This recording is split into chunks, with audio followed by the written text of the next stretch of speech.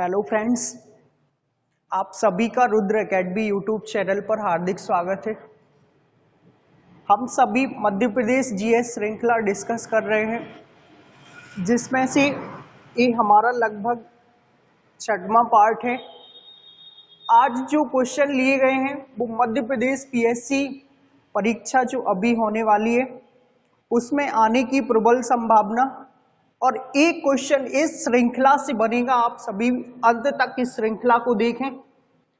लगभग हम लोग 20 क्वेश्चन कवर करेंगे, लेकिन उन 20 क्वेश्चन में 80 से 90 पॉइंट बनेंगे, ध्यान रखिएगा, और 80-90 क्वेश्चन बन जाएंगे।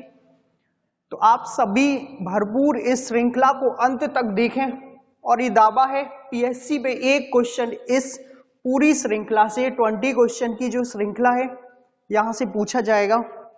देखिएगा, सबसे पहले हमारा जो फर्स्ट क्वेश्चन है, और आप सभी को ध्यान रखना है कि पीएससी का मतलब ये नहीं है कि पीएससी में ही बस आएगा।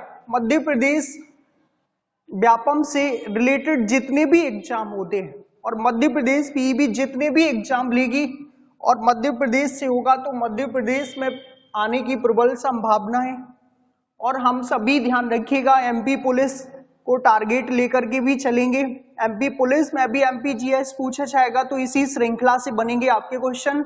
और अभी फॉरेस्ट और जेल पैरी में भी, तो आपको बोलने की जरूरत नहीं है कि मध्य प्रदेश मतलब तो मध्य प्रदेश पीएससी में ही आएगा, सभी एग्जामों में। ध्यान रखिए, सबसे पहला जो क्वेश्चन है हमारा, मध्य प्रदेश की उत्तरी सीमा कौन सी नदी निर्धारित कर दी है? हमारे मध्य प्रदेश में उत्तरी और दक्षिणी सीमा नदियों से निर्धारित की गई है। तो उत्तरी सीमा पूछा गया है, कौन सी सीमा? उत्तरी सीमा। तो यहां पर अगर उत्तरी सीमा की हम सभी बात करें तो हमारे मध्य प्रदेश में उत्तरी सीमा का निर्धारण ऑप्शन है आपके पास चंबल नदी, ताप्ती नदी, नर्मदा नदी और माही नदी। 4 ऑप्शन आप सभी देख पा रहे हैं। तो इसका जो राइट आंसर होगा, चंबल नदी उत्तरी सीमा का निर्धारण करती है। कौन सी नदी करेगी? चंबल नदी। ध्यान रखिएगा, मध्य प्रदेश के उत्तर में प्रवाहित होने वाली चंबल, एमपी के उत्तर में प्रवाहित होने वाली चंबल मध्य प्रदेश की उत्तरी सीमा को निर्धारित करती है। और इसकी अगर लंबाई की बात कर ले हम लोग, तो 965 किलोमीटर है। कितना किलोमीटर? 965 किलोमीटर। और यही चंबल, ध्यान रखिए, इंदौर आप सभी जानते हैं, इंदौर के पास है महू। महू के जानापाव पहाड़ी से आती है। कहां से आती है? जानापाव पहाड़ी। और जानापाव पहाड़ी आप सभी जानते हैं किसका भाग है? विंध्याचल का भाग है। किसका भाग? विंध्याचल। और हमारे मध्य प्रदेश में कितनी पर्वत श्रृंखलाएं? 2 ही है, दक्षिण में फैली हुई सतपुड़ा और उत्तर में फैली हुई विंध्याचल। तो उद्गम आप सभी ध्यान रखिए चंबल, और हमारा राइट आंसर भी चंबल ही होगा। चंबल से एक पॉइंट और पूछा गया है, इस पर स्थित परियोजनाएं। तो परियोजनाओं को ध्यान रखिए, रट लीजिएगा। ध्यान रखें, यहाँ पर परियोजनाओं से गांधी सागर कौन कौन सी है? गांधी सागर है, गांधी सागर के बाद राणा प्रताप सागर, राणा प्रताप सागर ये परियोजनाएं भी पूछी गई है, और जवाहर सागर, जवाहर सागर। ध्यान रखिए, गांधी सागर एमपी के मंदसौर में ही है, राणा प्रताप सागर और जवाहर सागर चित्तौड़गढ़ और कोटा में मौजूद हैं। कोटा और चित्तौड़गढ़ आप सभी जानते हैं कि यहाँ पर राजस्थान के साथ जाएगी ये परियोजनाएं। किस राज्य में है? राजस्थान। लेकिन आपको एक कवर करना है कि गांधी सागर हमारे मध्य प्रदेश में मंदसौर में। कहां पर? मंदसौर। चंबल नदी से कुछ पॉइंट आप सभी को ध्यान रखना है। बाकी ताप्ती की अगर हम बात करें, ताप्ती नदी का उद्गम बैतूल के मुल्ताई से होता है। कहां से? बैतूल के मुल्ताई से। और ताप्ती नदी पर भी स्थित 2 परियोजनाएं, उकाई और कांकरा पार। उकाई कांकरा पार, ध्यान रखिए, उकाई और कांकरा पार कहां पर है? गुजरात राज्य में मौजूद है, ताप्ती नदी पर। तो ताप्ती को भी कवर करना है। ताप्ती नदी एमपी की दक्षिणी सीमा निर्धारित करती है। कौन सी सीमा? दक्षिणी सीमा निर्धारित करने वाली नदी कौन सी है? ताप्ती नदी है। मध्य प्रदेश की उत्तरी सीमा चंबल नदी और एमपी की दक्षिणी सीमा ताप्ती नदी, ताप्ती नदी का उद्गम बैतूल के मुल्ताई से होता है और ताप्ती ऐसी नदी है जो डेल्टा का निर्माण नहीं करती, एस्चुरी का निर्माण करती है। नर्मदा के समानांतर बहने वाली कौन सी नदी? ताप्ती। नर्मदा, अगर हम बात करें ऑप्शन में नर्मदा भी है तो एमपी की सबसे बड़ी नदी है। इस पर परियोजना की बात करें तो इंदिरा सागर है। कौन सी? इंदिरा सागर। ओमकारेश्वर डैम भी इसी पर है, खंडवा में। तो आपको नर्मदा नदी एमपी की सबसे बड़ी नदी, एमपी में सबसे ज्यादा सहायक नदियां जो है नर्मदा की है, कितनी है? लगभग 41 है। एमपी में हम लोग नर्मदा को अच्छे से कवर किए पिछले वीडियो में भी। आप देखिएगा जो वीडियो है वो सीक्वेंस से देखेंगे तो आपको सारा समझ में आएगा। अगर हम प्रत्येक बार अगर नर्मदा नदी पर ही बात करते रहे तो आगे के क्वेश्चन नहीं हो पाएंगे। तो नर्मदा को पिछले वीडियो में भरपूर समझाया गया है। नर्मदा नदी पर स्थित जलप्रपातों की भी बात की थी।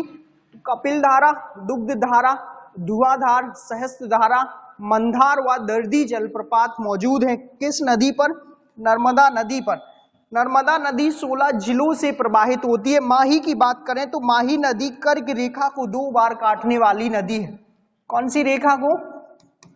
कर्क रेखा। यही पॉइंट सबसे ज्यादा बार पूछा गया है। और माही का उद्गम धार के सरदारपुर से होता है और माही मध्य प्रदेश में पश्चिम दिशा की ओर प्रवाहित होती है। 3 राज्यों को कवर करती है, एमपी, राजस्थान और गुजरात, और अंत में गुजरात में खंबात की खाड़ी में चली जाएगी। तो आपको ये क्वेश्चन ध्यान रखना है कि मध्य प्रदेश की उत्तरी सीमा कौन सी नदी निर्धारित करती है? राइट आंसर होगा हमारा चंबल। कौन सी नदी निर्धारित करेगी? चंबल। नेक्स्ट पर हम लोग देखेंगे। हमारा सेकंड क्वेश्चन है, मध्य प्रदेश में जलवायु पाई जाती है। देखिएगा एमपी की जो जलवायु है वो कैसी है।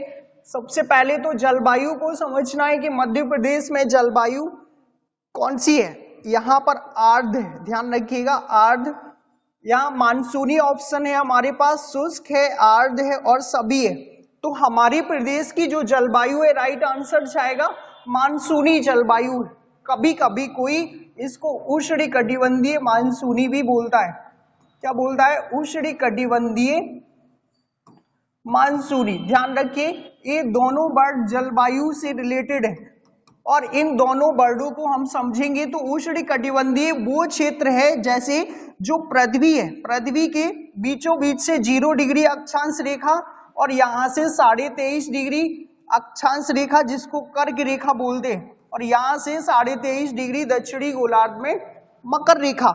तो ये वाला क्षेत्र कर्क रेखा से मकर रेखा तक का क्षेत्र होता है उष्णकटिबंधीय, और यहीं पर हम लोग भी स्थित हैं एमपी वाले। तो कर्क रेखा हमारे एमपी से बीचों बीच से होकर गुजरती और भारत के भी बीचों बीच से होकर के गुजरती है। तो मध्य प्रदेश की जलवायु को उष्णकटिबंधीय तथा देश की जलवायु को उष्णकटिबंधीय स्वरूप प्रदान करती है यहाँ से गुजरने वाली कर्क रेखा। कौन सी रेखा? कर्क रेखा। और कर्क रेखा को ध्यान रखिए हमारे मध्य प्रदेश के 14 जिलों से होकर गुजरती और देश के 8 राज्यों से होकर। अगर देश में बात करें हम लोग तो कितने स्टेटों को कवर करती है? 8 राज्यों को कवर करती है। तो आपको उष्णकटिबंधीय क्षेत्र ध्यान रखना है। कर्क रेखा से मकर रेखा तक का क्षेत्र क्या कहलाता है? उष्णकटिबंधीय। और मानसूनी की अगर हम लोग बात करें तो मानसूनी से ध्यान रखिए कि मानसूनी जलवायु प्रदान करने के लिए यहाँ पर जिम्मेदार है दक्षिण पश्चिम मानसून। कौन सा मानसून? दक्षिण पश्चिम मानसून। और दक्षिण पश्चिम मानसून आप सभी जानते हैं कि कहां से उद्गम होता है? हिंद महासागर और अरब सागर को पार करते हुए भारत में सबसे ज्यादा वर्षा कहां किससे होती है? इसी मानसून से होती है। दक्षिण पश्चिम मानसून मध्य प्रदेश तथा भारत में सर्वाधिक पानी बरसाता है। तो एमपी में भी इसी मानसून से सर्वाधिक पानी बरसता, जिस कारण से यहाँ की जलवायु मानसूनी। तो आप सभी समझे होंगे कि जलवायु मानसूनी हमारे एमपी में क्यों है? क्योंकि मध्य प्रदेश में जो उष्णकटिबंधीय मानसूनी है जलवायु है उसको उष्णकटिबंधीय स्वरूप यहाँ से गुजरने वाली कर्क रेखा तथा मानसूनी स्वरूप दक्षिण पश्चिम मानसून से होने वाली वर्षा प्रोवाइड करवाती है या उपलब्ध करवाती है। तो आपको ये कवर करना है कि जलवायु कैसी है। राइट आंसर होगा हमारा मानसूनी, और देश में भी पूछे तो यही उष्णकटिबंधीय मानसूनी जलवायु है। वर्षा की बात कर ले हम लोग तो एमपी में सबसे अधिक पचमढ़ी में होती है। कहाँ होती है? पचमढ़ी। और देश में सबसे अधिक मेघालय राज्य में होती है। कहाँ पर होती है? मेघालय। और मेघालय में भी आपको खासी, गारो, जयंतिया पहाड़ियां ध्यान रखना है। और वहीं पर स्थान है मोसिनराम। कौन सा स्थान है? मोसिनराम, जहां पर देश में सबसे अधिक वर्षा होती है। सेकंड क्वेश्चन की हम बात करेंगे। सेकंड जो क्वेश्चन है, मध्य प्रदेश में कितने प्रकार की मिट्टियां पाई जाती है? एमपी में हम आपको मिट्टियों की श्रृंखला भी डिस्कस किए थे ऑफलाइन क्लासेस में। हमारे मध्य प्रदेश में कितने प्रकार की मिट्टियां हैं? कॉमन सी बात है, आप सभी जान पा रहे होंगे, 4, 6, 7 और 5। तो हमारे प्रदेश में ध्यान रखिए, मिट्टियों की अगर हम परिभाषा की बात कर ले, आंसर पर बात करेंगे अभी, तो पृथ्वी का वह ऊपरी परत जहां पर पेड़ पौधों को उगने व बढ़ने के लिए आवश्यक पोषक पदार्थ पाए जाते हैं, उसे हम मिट्टी कहते हैं। मध्य प्रदेश में 5 प्रकार की मिट्टियां पाई जाती हैं। कितने प्रकार की? 5 प्रकार की। राइट आंसर होगा हमारा डी ऑप्शन। और अगर देश की बात कर ले तो देश में 8 प्रकार की मिट्टियां पाई जाती है। भारतीय मिट्टियों को भारतीय कृषि अनुसंधान संस्थान नई दिल्ली द्वारा 8 भागों में डिवाइडेड किया गया है और मध्य प्रदेश की 5 भागों में डिवाइडेड है। कौन कौन सी? अगर उनकी बात करें हम लोग तो जलोढ़ मिट्टी। कौन सी मिट्टी है? जलोढ़ मिट्टी, सभी कवर कीजिएगा। दूसरा इसी के साथ है काली मिट्टी। कौन सी मिट्टी है? काली मिट्टी। अगली मिट्टी है जो लाल पीली मिट्टी। कौन सी है? लाल पीली मिट्टी। और अगली वाली है मिश्रित मिट्टी।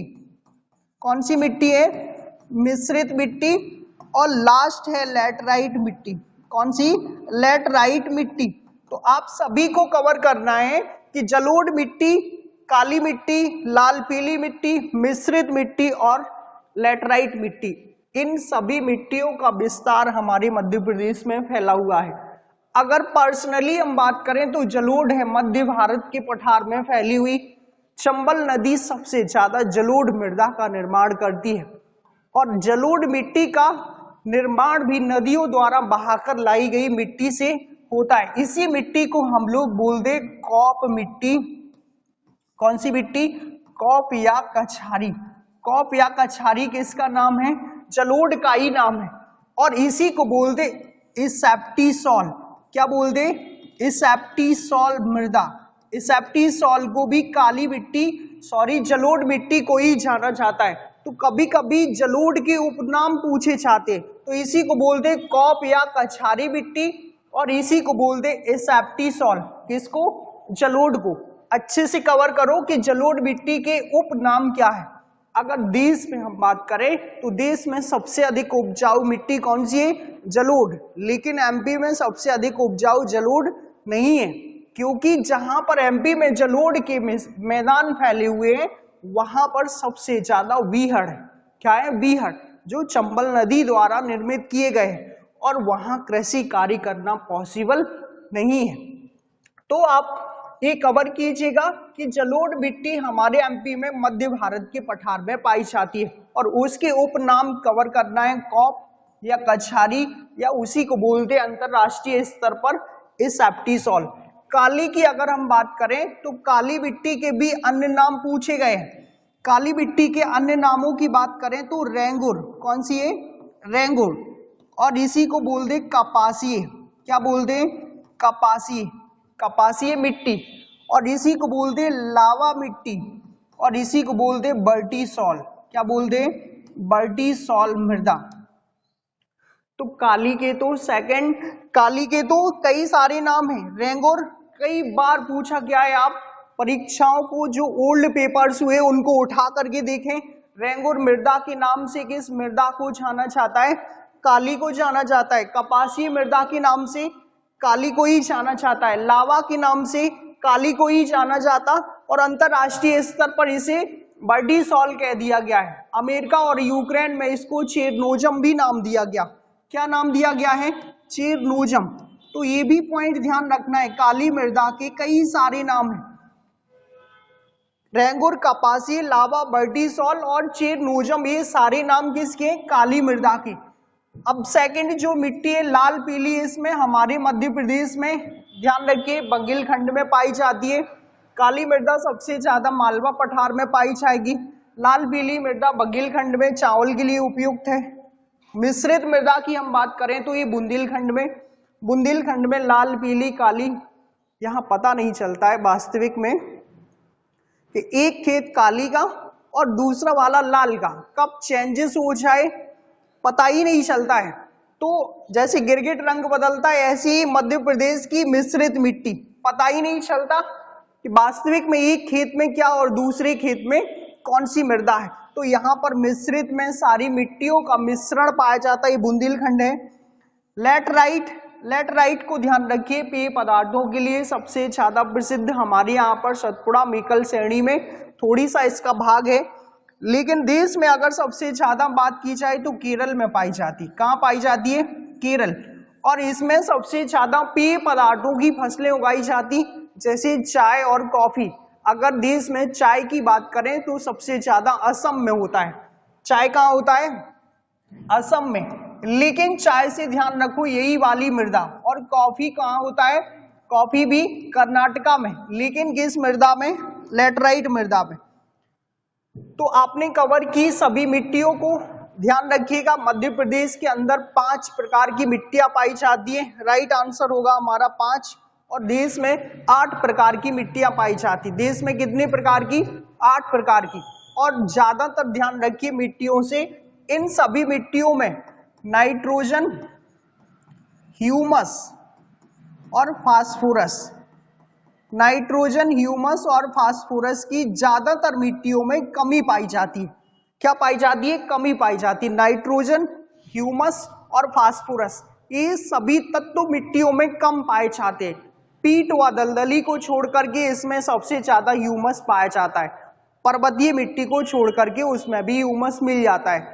तो ज्यादातर मिट्टियों में ये 3 तत्वों की कमी पाई जाती है। कवर कर लेना है आप सभी को मिट्टियों से। अगर कोई भी क्वेश्चन बनता है तो वो कभी कभी उपनामों से बन जाता, और कौन सी मृदा का विस्तार कहाँ फैला हुआ है ये भी बन जाता है। तो ध्यान रखिएगा। सेकंड क्वेश्चन पर हम बात करेंगे।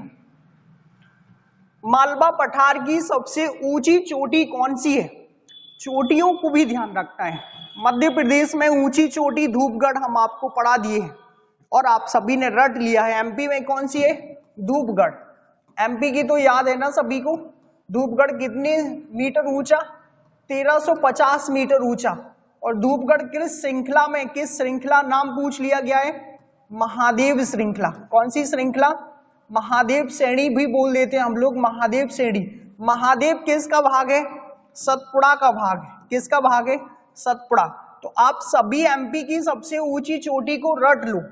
धूपगढ़ 1350 मीटर ऊंचा पचमढ़ी के पास है और महादेव श्रेणी में फैली हुई है। महादेव किसका भाग है? सतपुड़ा का भाग है। ये एमपी की है। किसकी है? एमपी की सर्वोच्च शिखर, एमपी का सबसे ऊंचा शिखर। क्वेश्चन में पूछा गया है मालवा पठार। मालवा पठार पर ही बात कर लेते हैं। सबसे पहले इस पठार का उद्गम ज्वालामुखी के उद्गार से हुआ है। किसके उद्गार से? ज्वालामुखी के उद्गार से। और जैसे ही ज्वालामुखी जब फैला तो वो समरूप में फैल गया और कई वर्षों बाद इसका अपक्षरण होता रहा चट्टानों का ठंडा पड़ने के बाद। तो यहाँ पर जन्म ले ली काली मृदा और चट्टानों के अपक्षरण से ही कौन सी मिट्टी जन्म लेती है? काली मिट्टी। तो यहाँ पर ध्यान रखना है मालवा पठार में सबसे ज्यादा पहले तो है कौन सी मिट्टी? काली मिट्टी। और मालवा पठार आज हमारे प्रदेश में सबसे ज्यादा उपजाऊ है। मध्य प्रदेश में सबसे ज्यादा कृषि कार्य और एमपी की सबसे उपजाऊ भूमि मालवा पठार है। कौन सी? मालवा पठार। ध्यान रखिए, अगर बुंदेलखंड में कहावत है खेती हो तो मालवा जैसी। कैसी हो? खेती हो तो मालवा जैसी हो।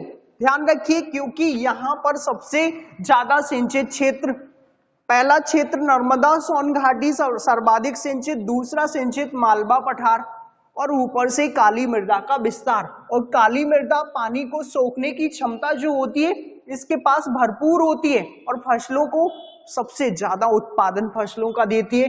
तो मालवा पठार की सबसे ऊंची चोटी पूछा गया है। हमारा जो राइट आंसर होगा वो सिगार के साथ जाएगा। किसके साथ? सिगार। सिगार सबसे ऊंची चोटी है, लगभग 881 मीटर ऊंची है। कितने मीटर? लगभग 881 मीटर ऊंची। तो मालवा पठार की सबसे ऊंची चोटी ध्यान रखिएगा सिगार है। और मध्य प्रदेश की सबसे ऊंची चोटी धूपगढ़ है, 1350 मीटर। ऑप्शनों पर भी हम बात करें तो धूपगढ़ ऑप्शन है, 1350 मीटर ऊंचा है।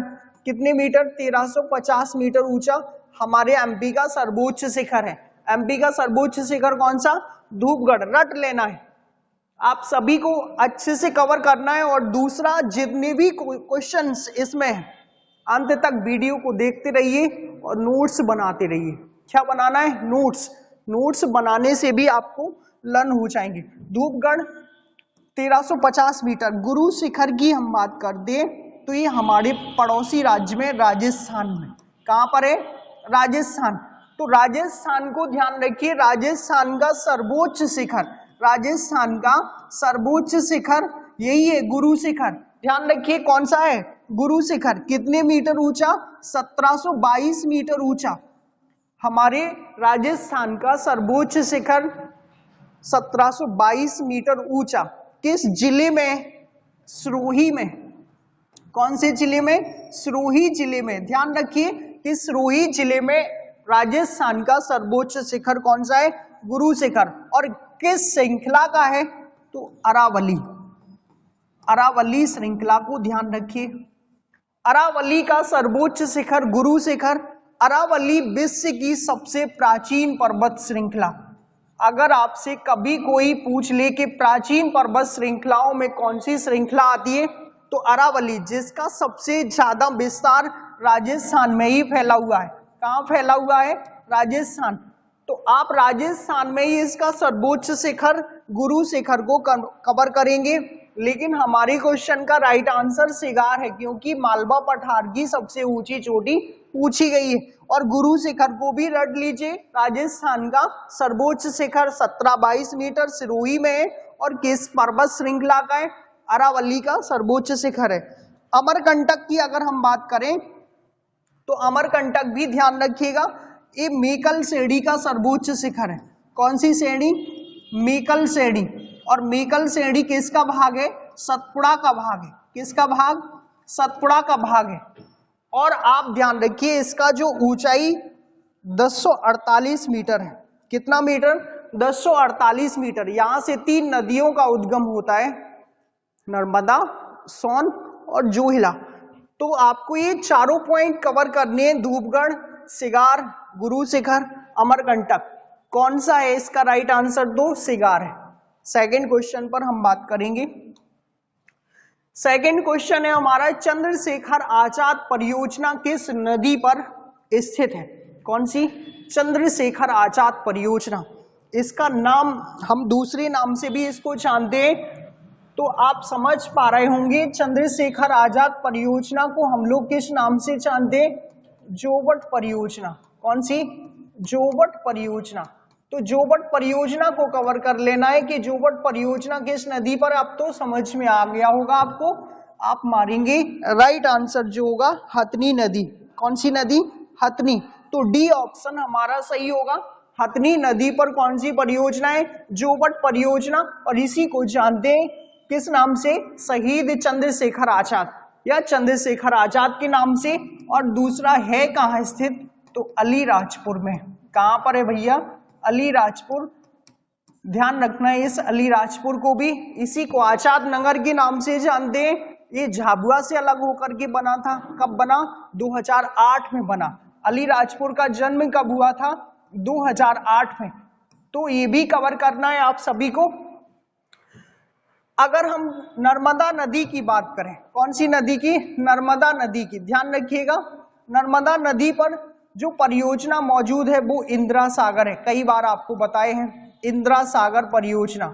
और इंदिरा सागर कहाँ है? खंडवा में। कहां पर है? खंडवा में। और इसी परियोजना के बैक साइड में एक टापू है हनुवंतिया टापू, जो क्वेश्चन पूछा गया और बनेगा यहाँ से। हनुवंतिया टापू कहाँ स्थित है?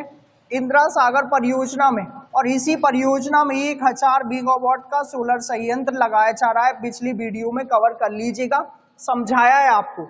यही पर ओमकारेश्वर परियोजना भी है नर्मदा नदी पर। नर्मदा नदी पर एक परियोजना गुजरात राज्य में स्थित है जिसे सरदार सरोवर कहते हैं। क्या कहते हैं? सरदार सरोवर परियोजना। 1960 में सरदार वल्लभ भाई पटेल के कहने पर नेहरू जी ने इसका शिलान्यास किया था। क्या किया था? शिलान्यास। और सरदार पटेल चाहते थे कि गुजरात में एक विशाल डैम हो।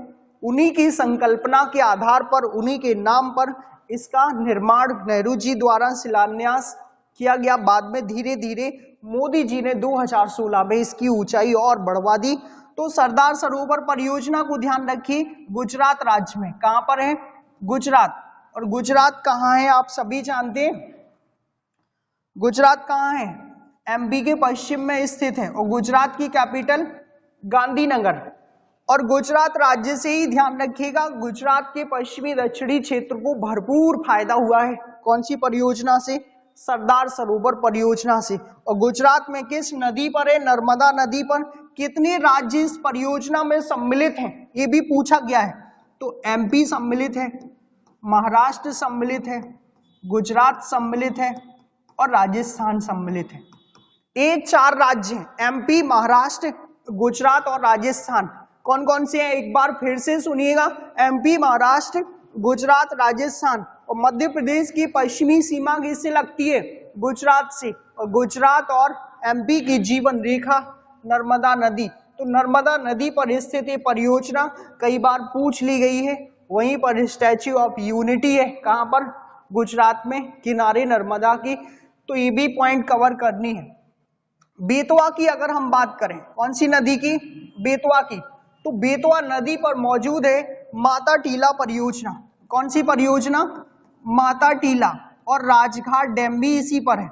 माता टीला को भी ध्यान रखिए और राजघाट को भी ध्यान रखिए। ये एमपी और यूपी की सम्मिलित परियोजना है। ललितपुर के पास और टीकमगढ़ जिला हमारा कवर होगा। माता टीला परियोजना को ध्यान रखें बेतवा नदी से।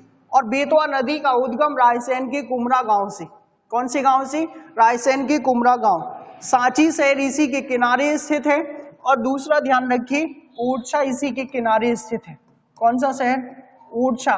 किस जिले में आता? निवाड़ी के तहत आएगा। तो बेतवा नदी को माता टीला से ध्यान रखना है। बैनगंगा नदी, ये भी कई बार पूछ ली गई है। दक्षिण का प्रवेश द्वार इसी नदी को कहा जाता है। इस पर एक परियोजना मौजूद है जिसको हम लोग बोलते संजय सरोवर। कौन सी परियोजना है? संजय सरोवर। ध्यान रखिएगा, इसी को भीम बांध के नाम से भी जाना जाता है। एशिया का सबसे बड़ा मिट्टी का बना हुआ बांध कौन सा है? संजय सरोवर। इसी को भीम बांध की उपाधि दी गई है। तो बैनगंगा और है कहाँ मौजूद? सिवनी में। कहाँ पर मौजूद है? सिवनी। ध्यान रखिए, सिवनी के पारसबाड़ा पठार से ही इस नदी का उद्गम होता है। कौन से पठार? पारसबाड़ा पठार। तो बैनगंगा नदी को कवर करना है। बैनगंगा नदी एमपी की एकमात्र नदी जो दक्षिण दिशा की ओर प्रवाहित होती है। लेकिन एमपी की ज्यादातर जो नदियां हैं वो कहाँ जाती है? उत्तर दिशा की ओर जाती है। लेकिन ज्यादातर, क्योंकि पूरे देश में सबसे ज्यादा नदियां कहाँ हैं? एमपी के पास ही है, लगभग 207। मध्य प्रदेश में सबसे ज्यादा देश में नदियां, अगर कोई आपसे पूछे कि भारत में सबसे अधिक नदियां कहाँ हैं तो मध्य प्रदेश मारिएगा। अगर कोई पूछे विश्व में सबसे अधिक नदियां कहाँ हैं तो भारत में। कहां पर है?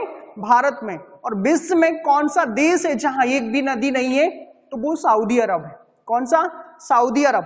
तो आपको नदियों से तो ध्यान रखना है, नदियों का मायका मध्य प्रदेश को ही कहा जाता है। किसको कहा जाता? मध्य प्रदेश को। तो मध्य प्रदेश की एकमात्र नदी जो दक्षिण दिशा की ओर प्रवाहित होती है वो है कौन सी? वैनगंगा। कौन सी नदी है? वैनगंगा।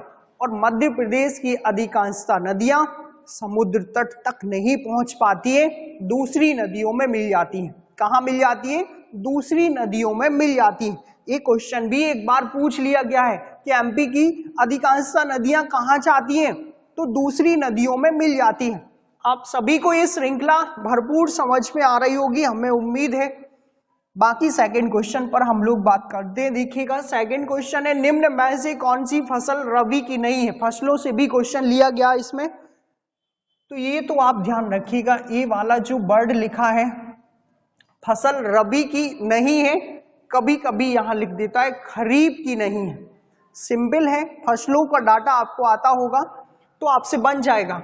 रबी और खरीफ को ध्यान रखिएगा, कभी कभी क्वेश्चन में पूछता है निम्न में से रबी की नहीं है, कभी कभी पूछता है खरीफ की नहीं है। तो हम राइट आंसर पर बात कर लेते हैं।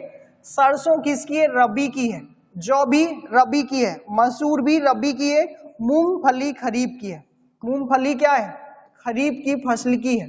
खरीफ की फसल को अगर हम लोग बात करें तो खरीफ की फसल को बोया जाता है जुलाई माह में। कब बोया जाता है? जुलाई में। और काट लिया जाता है अक्टूबर सितंबर माह में।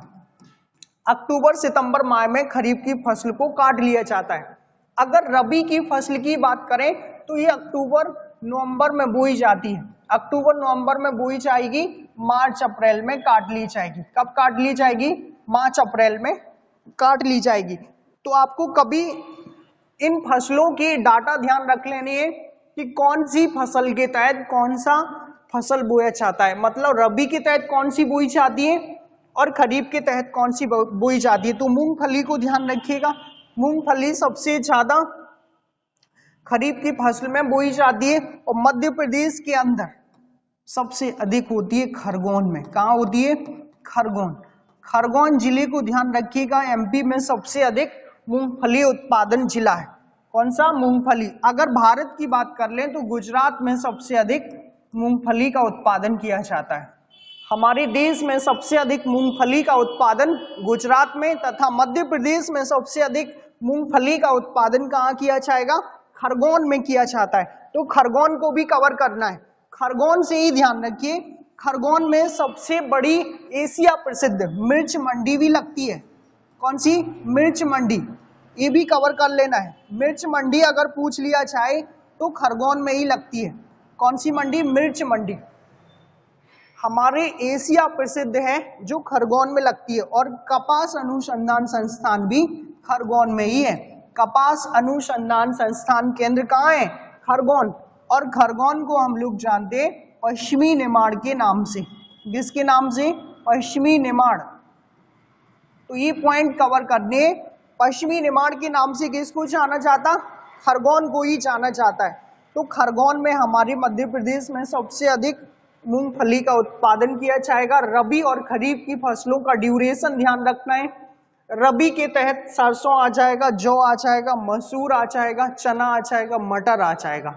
ये सारी की सारी फसलें रबी की हैं। अगर खरीफ की फसलों की बात करें तो मूंगफली आएगा, सोयाबीन आएगा, उड़द मूंग आ जाएगा, धान आ जाएगा, धान मीन्स चावल आ जाएगा। तो ये सारी फसलें क्या है? खरीफ की है। तो आपको और भी अन्य सारी है वो भी आपको कवर कर लेनी है। तो निम्न में से इसका जो राइट आंसर होगा हमारा मूंगफली के साथ जाएगा। किसके साथ? मूंगफली। सेकंड क्वेश्चन पर हम आगे बढ़ेंगे। मध्य प्रदेश में चावल का उत्पादन सर्वाधिक कहां होता है? देखिए अच्छा क्वेश्चन है, यहां से भी क्वेश्चन बनेगा। एमपी पटवारी तो पूछ लिया है, मध्य प्रदेश पटवारी में यहां से क्वेश्चन बन गया था और मध्य प्रदेश पटवारी फिनिश भी हो गया। अब आ सकता है एमपी पीएससी या फॉरेस्ट गार्ड या होने वाला जो एमपी पुलिस है उसमें। तो चावल को आप लोगों को अच्छे से ध्यान रखना है कि चावल का उत्पादन एमपी में कहां होता है। चावल पर ही अगर हम लोग बात कर ले तो पहले तो इसका वैज्ञानिक नाम ध्यान रखिएगा, ओराइजा सटाइवा। वैज्ञानिक नाम क्या है? Oryza sativa. चावल का वैज्ञानिक नाम या धान का वैज्ञानिक नाम बोला जाता है तो ओराइजा सटाइवा के साथ ध्यान रखिए। अगर देश में बात करें तो सबसे ज्यादा चावल पश्चिम बंगाल में होता है। कहां होता है? वेस्ट बंगाल। अगर हमारे देश में चावल की हम लोग बात करें तो देश के अंदर कहां होगा? वेस्ट बंगाल। और दूसरा ध्यान रखिएगा प्रति हेक्टेयर उत्पादन में। कैसा? प्रति हेक्टेयर उत्पादन। तो पंजाब के साथ जाएगा। कहां जाएगा? पंजाब के साथ। पंजाब में प्रति हेक्टेयर उत्पादन चावल का सर्वाधिक होता है। तो आपको कवर करना है कि चावल सबसे ज्यादा पश्चिम बंगाल में और प्रति हेक्टेयर उत्पादन कहां होगा? पंजाब में, और इसका वैज्ञानिक नाम ओराइजा सटाइवा। और सबसे ज्यादा खपत चावल की होती है दक्षिण भारत में। कौन से भारत में? ये वाला जो एरिया है, ध्यान रखिए, भारत का दक्षिणी क्षेत्र, इस वाले क्षेत्र में सबसे ज्यादा होती है। जैसे अगर हम लोग बात करें समुद्र से लगे हुए 9 राज्य, गुजरात, महाराष्ट्र, गोवा, कर्नाटका, केरल, तमिलनाडु, आंध्रा, उड़ीसा, और उड़ीसा के बाद पश्चिम बंगाल, तो आप सभी को कवर करना है कि ये 9 राज्य जितने हैं, 9 के 9 राज्य ज्यादातर चावल का खपत करते। जो समुद्री तट से लगे हुए हैं वो ज्यादातर चावल का सेवन करते, और सबसे ज्यादा उड़ीसा, पश्चिम बंगाल, ये तो भरपूर ही चावल खाते हैं। तो हमारे देश में होता भी कहाँ है? पश्चिम बंगाल। अगर हम एमपी की बात कर ले तो एमपी में होता है दक्षिण पूर्वी जिलों में। कहाँ पर होता? दक्षिणी पूर्वी जिलों में। एमपी में सबसे ज्यादा चावल कहाँ होगा? दक्षिणी पूर्वी जिलों में। तो राइट आंसर जो हमारा होगा बघेलखंड का पठार। कौन से पठार में चावल होगा? बघेलखंड का पठार। तो D option is correct answer होगा। बघेलखंड में एमपी के अंदर सबसे ज्यादा चावल की खपत और एमपी में सबसे ज्यादा चावल का उत्पादन। कभी कभी चावल से पूछ लेता है चावल अनुसंधान संस्थान कहाँ है? तो एमपी का तो बड़वानी में। कहाँ पर स्थित है? बड़वानी। तो बड़वानी जिले को ध्यान रखिएगा, चावल अनुसंधान संस्थान यहीं पर है। अगर देश की बात कर ले तो कटक में। कहाँ पर मौजूद है? कटक। और कटक कहाँ है? उड़ीसा राज्य में। कौन से राज्य में? उड़ीसा राज्य में। तो हमारे देश में चावल अनुसंधान संस्थान कटक में, और हमारे मध्य प्रदेश का चावल अनुसंधान संस्थान बड़वानी में मौजूद है। अगर विश्व की बात कर लें चावल से ही, तो फिलीपींस की कैपिटल मनीला। फिलीपींस, ध्यान रखिएगा, फिलीपींस की कैपिटल कहां पर है? मनीला में विश्व का चावल अनुसंधान संस्थान मौजूद है। तो एमपी का अनुसंधान ध्यान रखिए, भारत का अनुसंधान संस्थान ध्यान रखिए, और विश्व का फिलीपींस की कैपिटल मनीला में मौजूद है। तो चावल से आपने कवर किए कई सारे पॉइंट। आपको चावल रट लेना है, जैसे भी हो रट लीजिएगा। प्रैक्टिस करवाने की गारंटी हमारी है। आप सभी वीडियो को अंत तक देखते रहिएगा, बशर्ते डेली आप लोगों को अगर देखने से ही याद हो जाएगा। नोट्स बनाना है तो बेटर है, सबसे बेटर फिर नोट्स बनाना ही है, लेकिन अगर नहीं बना पाते हैं तो आप देखते रहिएगा। प्रैक्टिस इतनी ज्यादा करवा देंगे, इतनी ज्यादा करवा देंगे कि आपको भूलने का नाम ही नहीं होगा। ध्यान रखिए, सारे क्वेश्चन आपको ऐसे लर्न होंगे जैसे अपने हाथों को प्रैक्टिस होती है। अगर आप सभी को एक काले अंधेरे रूम में छोड़ दिया जाए और हाथों में दे दिया जाए एक रसगुल्ला, और आपसे बोला जाए कि आप खाइएगा, तो ये हाथ है ना, इनको इतनी प्रैक्टिस ही सर तक नहीं ले जाएंगे, मुंह तक ही ले जाएंगे। कहां तक ले जाएंगे? मुंह तक। और वो रसगुल्ला आप अंधेरे रूम में जहां आपको दिखता भी नहीं है तब भी उसको खा सकते हैं। क्यों? हाथों को इतनी प्रैक्टिस है कि खाना कहां तक ले जाएंगे? मुंह तक, ना कि सर तक। इस बात को ध्यान रखिए। आंखों से हमें दिखे या ना दिखे, लेकिन हाथों को इतनी प्रैक्टिस हो चुकी है कि खाना जाएगा तो कहां तक? मुंह तक। ऐसी प्रैक्टिस यहाँ इतनी ज्यादा होगी कि आपको इतना लर्न हो जाएगा, इतना लर्न हो जाएगा कि भूलने का तो नाम ही नहीं, सारा सबकॉन्शियस में जाएगा। ध्यान रखिए, सेरिब्रम में जाएगा आपके। तो आप जहां कहीं सेरिब्रम में चला गया समझ लीजिएगा, फिर नहीं भूलता है। अगला क्वेश्चन है हमारा, मेघनगर कहाँ स्थित है? कौन सा? मेघनगर। ये इंडस्ट्री क्षेत्र है। कैसा है? इंडस्ट्री क्षेत्र। यहाँ पर सबसे ज्यादा उद्योग है। यहाँ पर क्या है? उद्योग है। तो आप सभी को ध्यान रखिए, इसका जो राइट आंसर जाएगा वो झाबुआ में। कहां पर है मेघनगर? झाबुआ। करेक्ट आंसर जो हमारा होगा झाबुआ। अगर धार की हम बात कर लें तो धार में पीथमपुर है। धार में क्या है? पीथमपुर। इसी को कहा जाता है भारत का डेट्रॉइट। भारत का डेट्रॉइट। ध्यान रखिए, देश के अंदर भारत का डेट्रॉइट। देश में हमारे पीथमपुर को भारत का डेट्रॉइट कहा जाता है। यहाँ पर हैवी व्हीकल्स बनाए जाते हैं। और पीथमपुर किस जिले के अंदर आता है? धार जिले के अंदर आता है। ध्यान रखिए, धार में सरदारपुर भी है, खरमोर पक्षी अभ्यारण्य, कौन सा अभ्यारण्य? सरदारपुर में खरमौर पक्षी अभ्यारण्य, और सरदारपुर से ही माही नदी का उद्गम। कौन सी नदी? माही नदी, जो कर्क रेखा को 2 बार काटती है। किस राज्य में? राजस्थान राज्य में। तो आप सभी कवर कीजिएगा। यहाँ पर धार से पीथमपुर को ध्यान रखना है, जिसे भारत का डेट्रॉइट कहा जाता है, और मध्य प्रदेश में सबसे ज्यादा या सबसे बड़ा औद्योगिक केंद्र भी यही है, पीथमपुर ही है। रायसेन को ध्यान रखें। अगर रायसेन की बात करें हम लोग, तो यहाँ पर औद्योगिक केंद्र है मंडदीप। कौन सा है? मंडदीप। यहीं पर एक कारखाना मौजूद है जो पूछा गया है, ऑप्टिकल फाइबर कारखाना। कौन सा? ऑप्टिकल फाइबर कारखाना। ऑप्टिकल फाइबर कारखाना कहाँ मिलेगा आपको? यहीं पर मिलेगा, रायसेन के अंदर ही। और रायसेन में भीमबेटका की गुफाएं, और रायसेन से दसान का उद्गम, और रायसेन से ही बेतवा नदी का उद्गम, और रायसेन में ये मृगेंद्रनाथ की गुफाएं। तो गुफाओं को कवर कर लेना है, और यहां से नदियों को कवर कर लेना। और इंडस्ट्री क्षेत्र कौन सा है?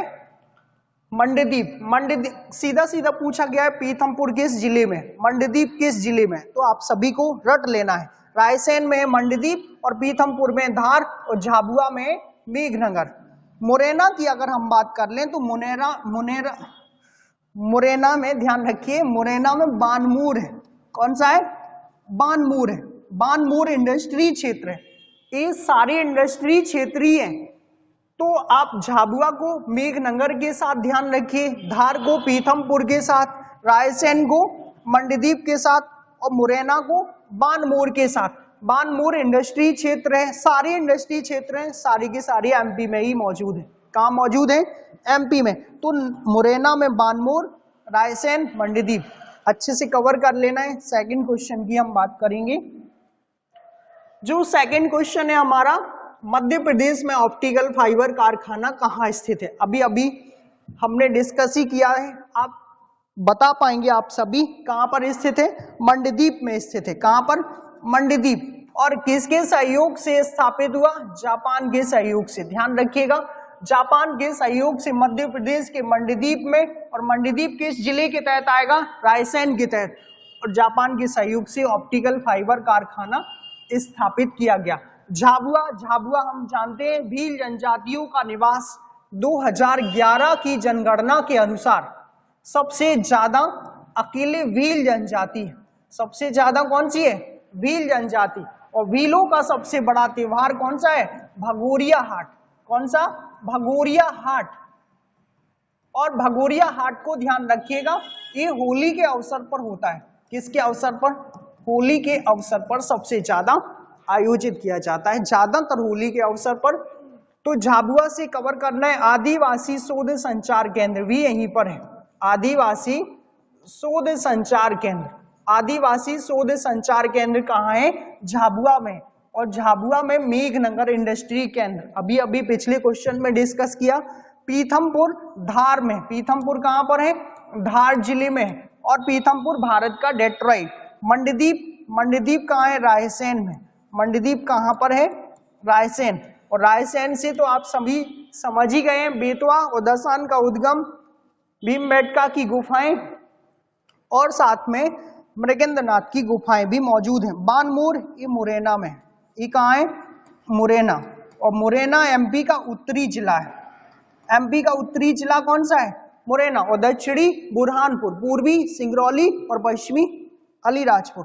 तो आप सभी को ये कवर करना है कि मुरैना जो है, मुरैना ध्यान रखिएगा, मुरैना उत्तरी जिला और चंबल का हेड ऑफिस है। चंबल संभाग का। कौन से संभाग का? चंबल संभाग का हेड ऑफिस कहाँ है? मुरैना में। और चंबल संभाग के तहत कितने जिले आएंगे? 3 जिले, भिंड, मुरैना और श्योपुर। तो ये कवर करनी है आपको ये सारी पॉइंट। मध्य प्रदेश का जो राइट आंसर होगा, ऑप्टिकल फाइबर कारखाना कहाँ स्थित है? मंडदीप में स्थित है। C option is correct answer होगा हमारा। सेकंड क्वेश्चन की हम बात करते हैं। राष्ट्रीय सामाजिक विज्ञान संस्थान कहाँ स्थित है? राष्ट्रीय सामाजिक विज्ञान संस्थान कवर करना है। राष्ट्रीय सामाजिक विज्ञान संस्थान कहाँ स्थित है? हमारे पास ऑप्शन है उज्जैन, इंदौर, महू और मंडला। तो राइट आंसर जो होगा महू होगा। महू कहाँ है? इंदौर में ही है। इंदौर की तहसील है। इंदौर की तहसील है कौन सी, महू, और महू को बोला जाता है अंबेडकर नगर। अब क्या बोला जाता है, अंबेडकर नगर के नाम से महू को हम लोग जानते हैं। और यहीं पर मौजूद है राष्ट्रीय सामाजिक विज्ञान संस्थान।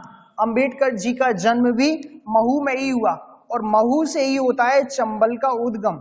कौन सी नदी का, चंबल नदी का उद्गम, जो एमपी तथा भारत में सबसे ज्यादा मृदा अपरदन के लिए प्रसिद्ध है। किसके लिए, मृदा अपरदन। मृदा अपरदन कौन सी नदी करेगी, चंबल नदी। ये देश में प्रसिद्ध है, ना कि एमपी में प्रसिद्ध है।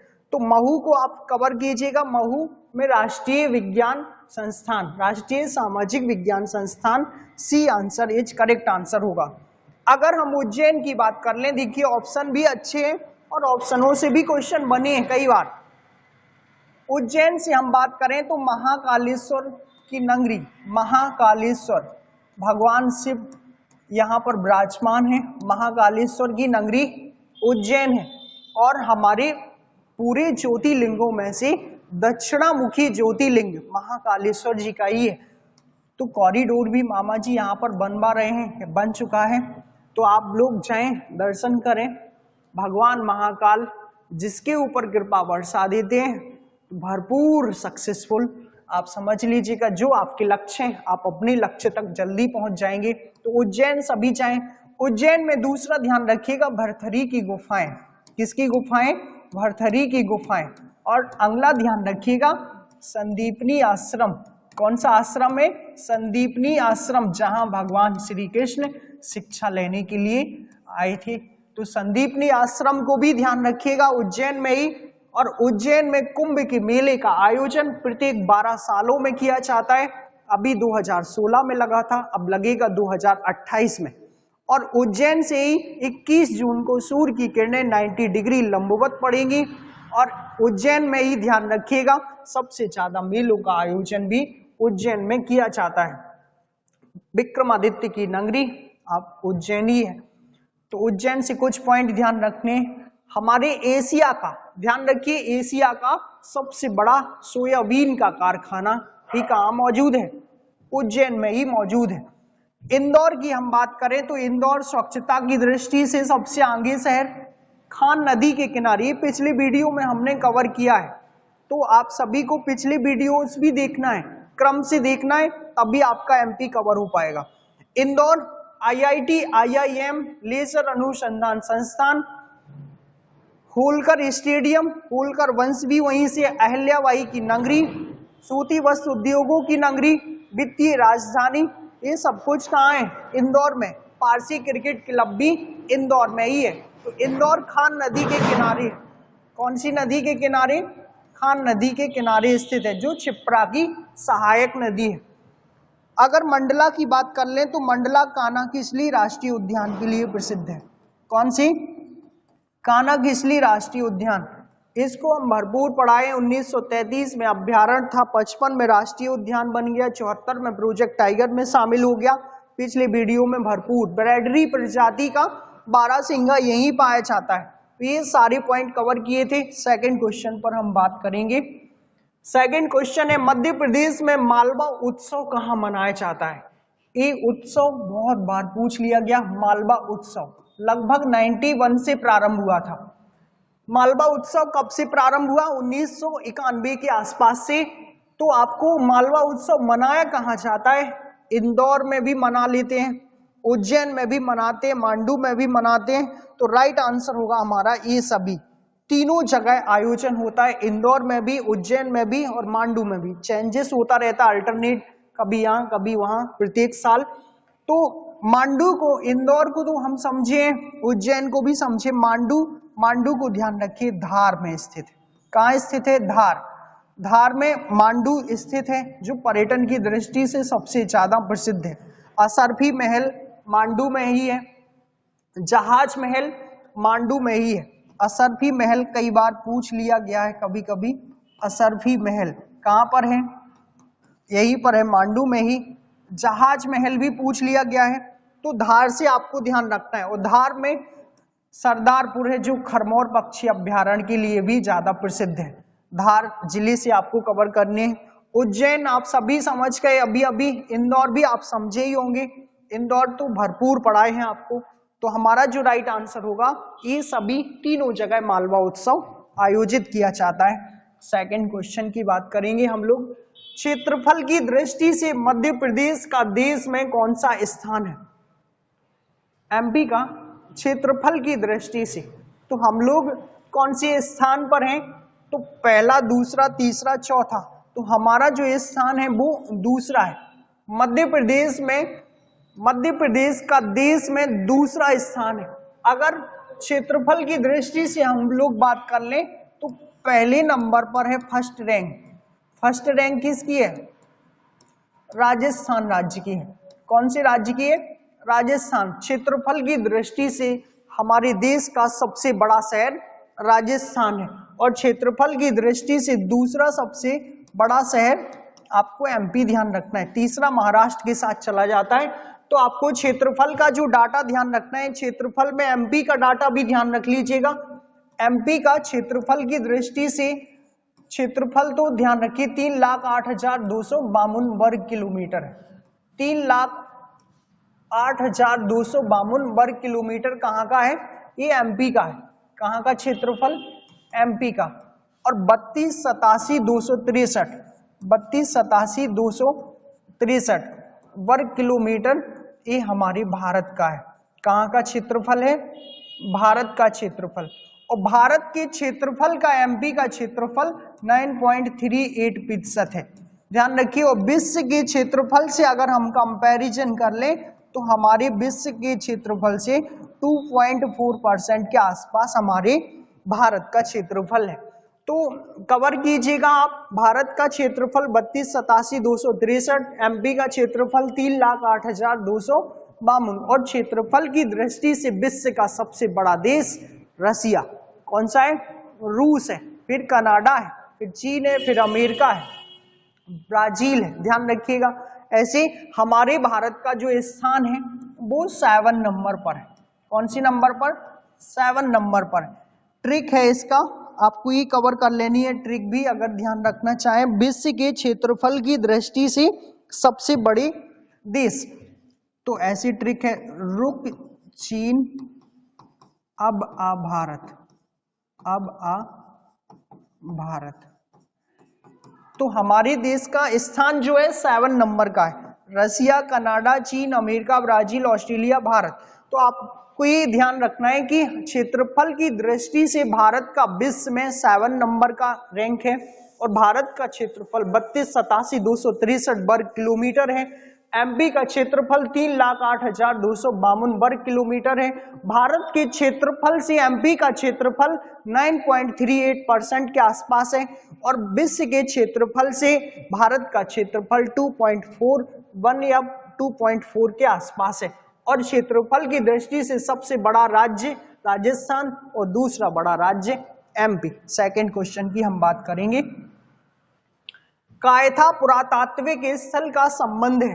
कायथा पुरातात्विक स्थल कवर करना है आपको। कायथा कभी कभी पुरातात्विक स्थल भी पूछ लिए गए हैं। तो कायथा का संबंध है कहां से? उज्जैन से। राइट आंसर जो होगा हमारा उज्जैन। कायथा पुरातात्विक स्थल कहां पर है? उज्जैन में मौजूद है। और उज्जैन से ध्यान रखिए क्षिप्रा नदी। कौन सी नदी? क्षिप्रा। क्षिप्रा नदी किस शहर से होकर के जाती है, या कौन सा शहर इसके किनारे? उज्जैन। और इसी नदी पर कुंभ के मेले का आयोजन। कौन सा मेला? कुंभ का मेला। ये भी आपको ध्यान रखना है। कब लगा था? 2016 में। और इसी से ध्यान रखिएगा क्षिप्रा नर्मदा लिंक परियोजना। क्षिप्रा नर्मदा लिंक परियोजना, ये आपको लास्ट वीडियो में भी हम डिस्कस किए थे शायद। तो क्षिप्रा नर्मदा लिंक परियोजना कब की गई? 2012 में प्रारंभ की गई थी, 14 में कवर कर ली गई। इससे सबसे ज्यादा फायदा मालवा पठार को हुआ है, वहां की भूमि और अधिक सिंचित हो चुकी है।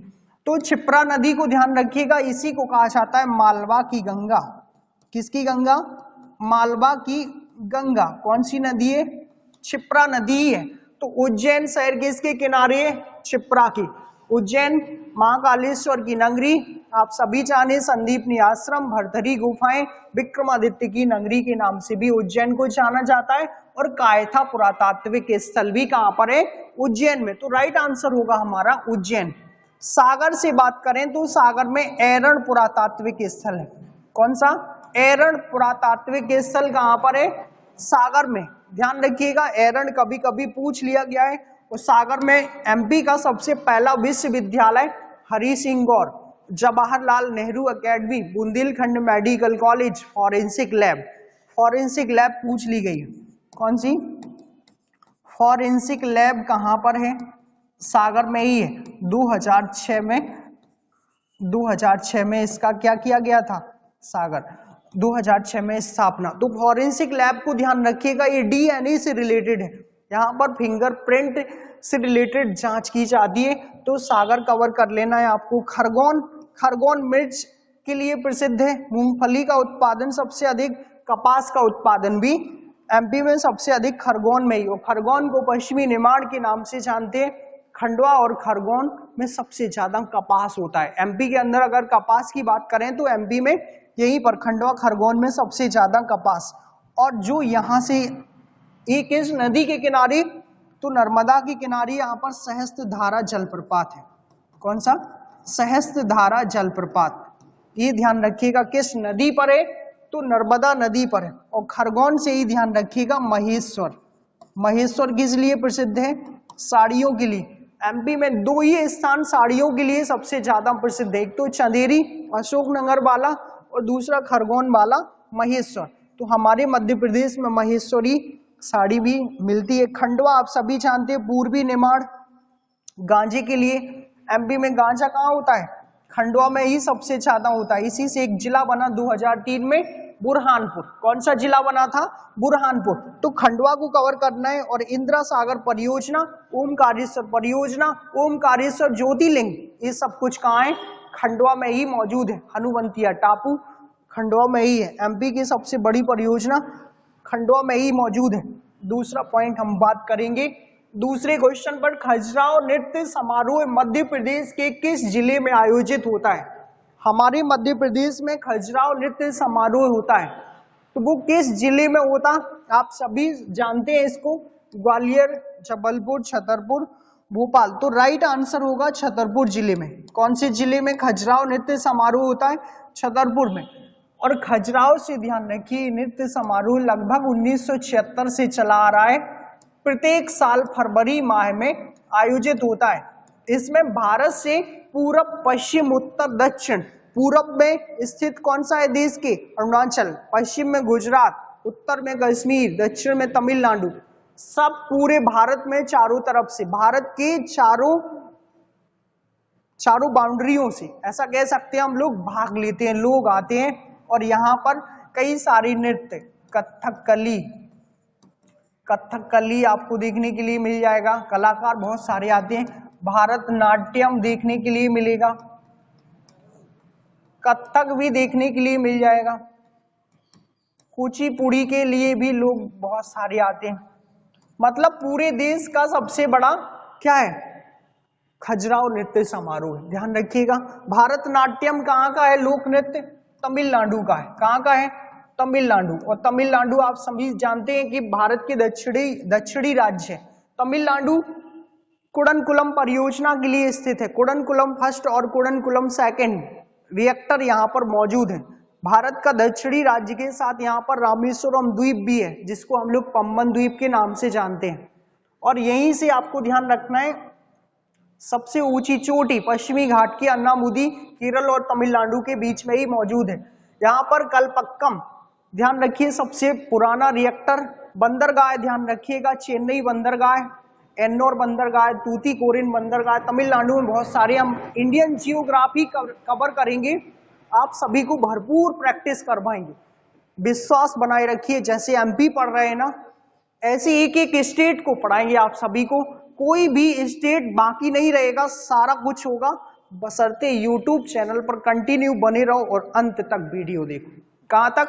अंत तक। और आप सभी को अगर समझ में आ रहा, आप सेटिस्फाई हैं, तो दूसरे को भी शेयर करना है। इस बात को भी ध्यान रखिएगा, पड़ोसियों तक जाना चाहिए। दूसरे बच्चों का भी भला हो, जिससे कि जब भला हमारा होगा जब दूसरों का भला होगा। ध्यान रखिए, हमारी तरफ से जितने लोगों का भला हो, ऐसा सोच के साथ हमें आगे बढ़ना चाहिए। तो आपको शेयर जरूर करना है। कथकली तमिलनाडु का है, कथकली ध्यान रखिए। भारतनाट्यम तमिलनाडु का, कथकली है केरल का। कथकली कहाँ का है? केरल का। और भारतनाट्यम कहाँ का है? तमिलनाडु का। कथक यूपी का है। कथक कहाँ का है? यूपी का। और कुचिपुड़ी कहाँ का है? आंध्रा का, आंध्र प्रदेश। कहाँ का है? आंध्र प्रदेश का है। तो ये कुछ पॉइंट आपको ध्यान रखना है। खजुराहो नृत्य समारोह हमारे मध्य प्रदेश के छतरपुर जिले में आयोजित होता है। छतरपुर से ही दूसरा पॉइंट ध्यान रखो, जल बिहारी का मेला। कौन सा? जल बिहारी का मेला। ये भी छतरपुर जिले में ही आयोजित होता है। खजुराहो के मंदिर ध्यान रखिएगा, खजुराहो के मंदिरों की संख्या अभी प्रेजेंट में 25 है। और आपको खजुराहो से ही ध्यान रखना है, चंदेल शासकों ने इनका निर्माण करवाया मंदिरों का। चंदेल राजवंश जो यहाँ पर मौजूद था। और दूसरा ध्यान रखिए कब निर्माण करवाया मंदिरों का? 950 से 1050 ईस्वी में। तो ये पॉइंट कुछ कवर करने हैं। ग्वालियर, ग्वालियर हम आपको भरपूर समझाएं। ग्वालियर में आपको कवर करना है रूप सिंह स्टेडियम, तानसेन की नगरी। रामतनु पांडे किसका नाम? तानसेन का ही है। और दूसरा ध्यान रखिएगा, ग्वालियर से ही, ग्वालियर में रानी लक्ष्मीबाई फिजिकल एकेडमी, महिला हॉकी एकेडमी। और ग्वालियर से कवर करना है आप सभी को जय विलास पैलेस, गजरा राज्य मेडिकल कॉलेज, वो भी कवर कर लेना है। जबलपुर से अगर हम बात करें जबलपुर की, तो मदन महल रेलवे स्टेशन, धुआंधार जलप्रपात, नर्मदा नदी के किनारे स्थित शहर, गन गैरेज फैक्ट्री और व्हीकल्स फैक्ट्री भी जबलपुर। ये सब कुछ जबलपुर ही है। संगमरमर की नगरी जबलपुर, एमपी का प्रथम कृषि विश्वविद्यालय जबलपुर और एमपी का प्रथम इंजीनियरिंग संस्थान भी जबलपुर। तो जबलपुर को भी ध्यान रखें। यहाँ पर साक्षरता के मामले में सबसे आगे जबलपुर।